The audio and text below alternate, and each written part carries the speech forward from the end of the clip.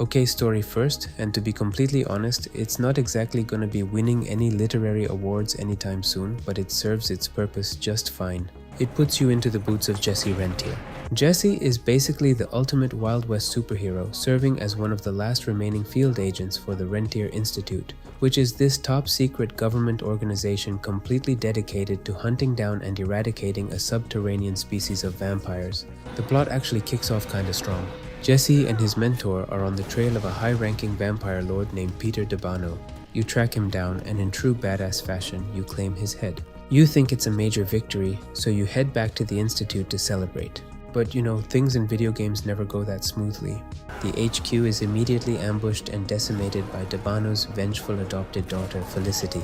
And I have to say, Felicity is actually one of the more interesting parts of the narrative, giving the game a tiny sliver of thematic depth. See, her backstory is incredibly tragic. As an orphaned human child, she lived on the street dealing with abuse and starvation. DeBano ended up finding her, and because she conveniently happened to look exactly like his deceased biological daughter, he decided to give her the gift of eternal life, turning her into a powerful vampire and his personal protege. Because of her horrific childhood, Felicity sees the entire human race as completely irredeemable and corrupt, heavily buying into a philosophy that a war between humans and vampires is inevitable. So, after Felicity wrecks the Institute, steals back her dad's decapitated head, and basically declares war on the human race, the rest of the game is a pretty straightforward, very linear revenge mission. Jesse has to step up, rebuild the Rentier Institute from the ashes, and hunt Felicity down before she can manipulate the US government and turn the president into a vampire.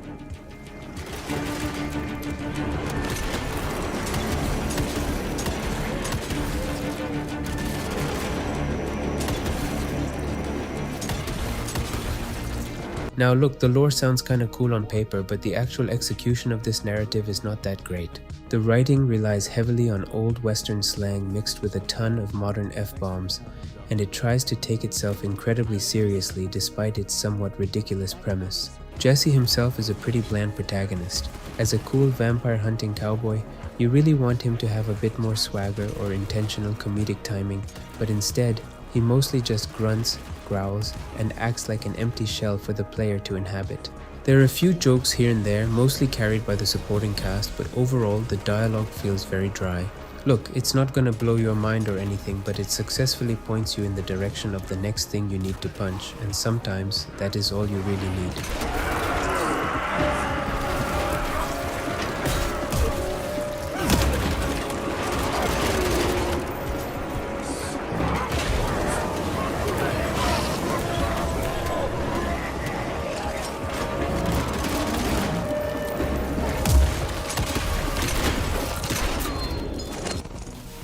Moving on to the visual presentation, because this is where things get a bit complicated. It was built on Unreal Engine 4, and it's the textbook definition of a AA visual experience. When it looks good, it looks really damn good, but when it looks bad, oh boy does it look rough. Let's start with the positives. The art direction in this game is genuinely fantastic, I love it. They did an incredible job carving out a unique visual identity that perfectly captures human society with supernatural horror. One minute you're walking through these gorgeous dusty red canyons, and the next you're descending into the dark, fleshy biomechanical nightmare labs where the vampires literally manufacture their artificial blood supplies. It's highly imaginative, and the monster designs are also top tier. They all look distinct, gross, and intimidating. And the pre-rendered cutscenes look surprisingly good. They punch way above the game's actual weight class. But the moment you transition back into actual gameplay, the visual fidelity takes a noticeable hit. Some of the environmental assets and textures are extremely low res, giving off this weird, almost mobile game vibe in certain locations. There are also some really questionable lighting choices. For instance, Jesse always seems to have this strange artificial rim lighting glowing around him, which totally detaches him from the natural shadows of the environment and makes him look like he was pasted onto the background. Plus, while the brutal, gory execution animations are super fun to watch the first 20 times, they can look a bit stiff and janky when the camera clips through a wall or the enemy model bugs out. So visually, it's a game of extreme highs and extreme lows. You have to be willing to forgive some serious visual roughness to appreciate the underlying art style, which again is pretty cool.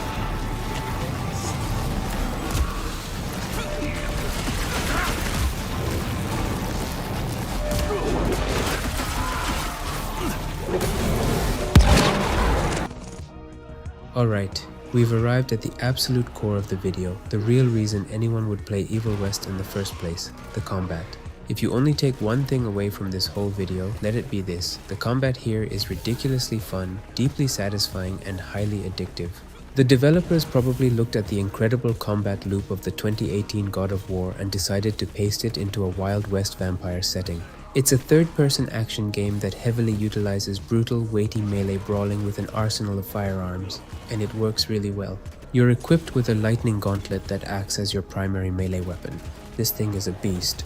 You can use it for devastating combos, dynamic parries, and most importantly, you can use it to literally teleport across the arena, zipping to enemies like a supernatural magnet. But you aren't just punching things. Jesse is strapped with a ridiculous amount of guns, and the genius part of the design is how the game handles ammunition. There are no ammo pickups here. Instead, every single firearm operates on its own independent cooldown meter. This creates a mechanical rhythm where you're constantly forced to cycle through your entire arsenal while you wait for your heavy hitters to recharge.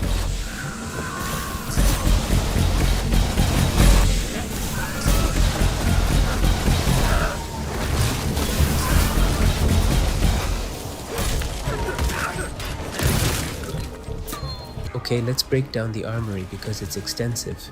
You have your trusty revolver, a high-impact beam rifle, a sawed-off shotgun for clearing your personal space, a deadly X-bow, and a scorcher, which is basically a flamethrower.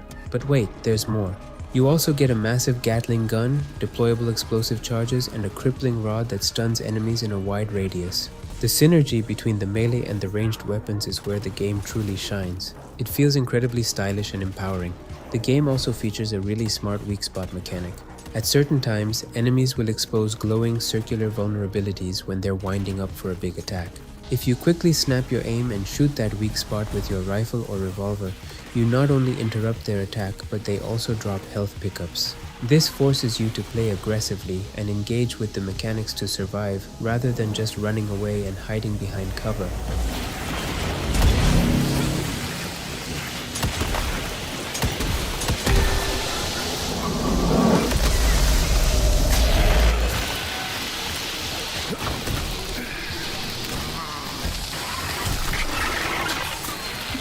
However, as much as I praise the combat, there's some pretty glaring negatives that we gotta address. First off, the reliance on cooldown timers really annoyed me at times. When you're in the heat of a massive battle and you desperately need your flamethrower or Gatling gun, being forced to just run in circles waiting for an arbitrary timer to tick down can seriously ruin the pacing and flow of the combat. Secondly, outside of the combat arenas, the actual level design and traversal mechanics are incredibly dated. The game is fiercely linear. There's no exploration, you just walk down a hallway into a circular arena, kill everything, and walk down the next hallway to the next arena. The traversal is heavily scripted and handheld. You can't freely explore, and the game is absolutely stuffed with these brain-dead, boring environmental puzzles, like slowly pushing wooden carts along a track just to reach a higher platform. It feels like a totally unnecessary filler designed to pad out the runtime, and the stiff, heavy movement outside of combat makes Jesse feel like he is recovering from spinal surgery.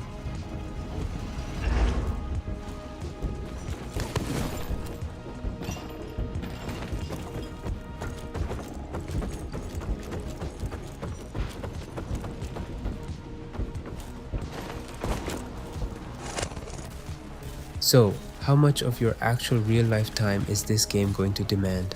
Well, depending on your playstyle, it's a remarkably breezy experience, which honestly is kind of a breath of fresh air in today's market.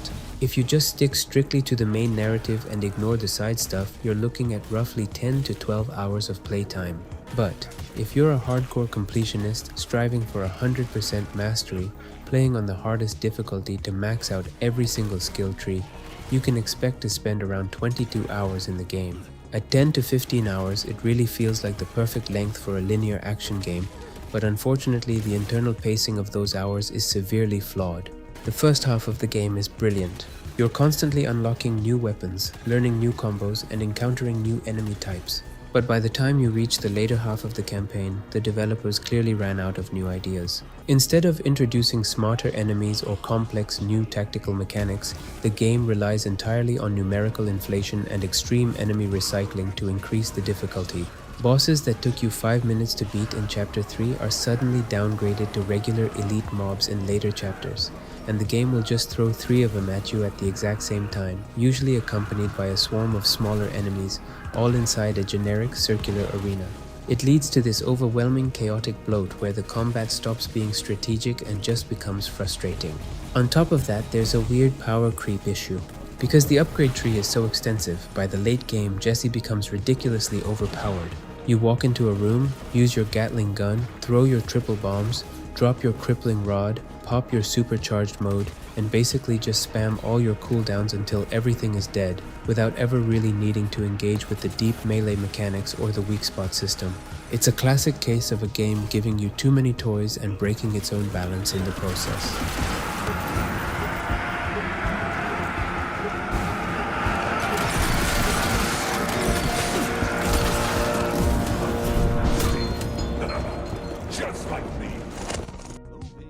Because the game is relatively short, you might be wondering about replay value. Well, they did include a fully fleshed New Game Plus mode, and honestly, you're absolutely going to need it if you want to see everything the game has to offer.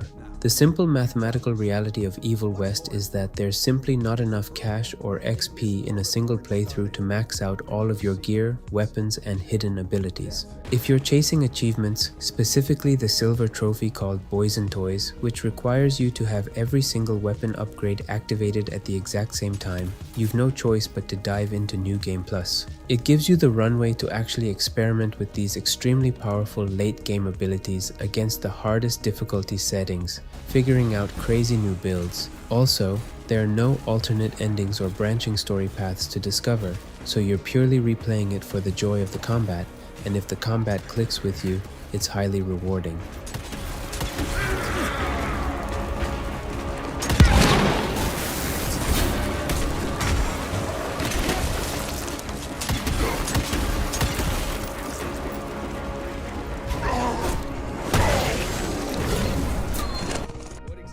So, wrapping this all up, what's the final verdict here? It's really fascinating to look back at the legacy of this game because it caused a polarizing rift in the gaming community. As a PC gamer looking back at it today, my own personal verdict is that it's a charming, slightly underrated gem, specifically when it comes to its gameplay. Yes, the story is completely forgettable. Yes, pushing wooden carts around to solve puzzles is incredibly stupid. And yes, the late game encounters get obnoxiously repetitive. But there's a pure joy in the combat loop that is so incredibly hard to find in modern gaming. Uppercutting a vampire, blasting him with a revolver, and slamming him into an explosive barrel never gets old. It reminds us of a time when video games didn't have to be massive 100-hour lifestyle commitments. Sometimes you just want to be a badass cowboy with a lightning gauntlet, turning monsters into red mist for 12 hours. And in that specific regard, Evil West absolutely delivers.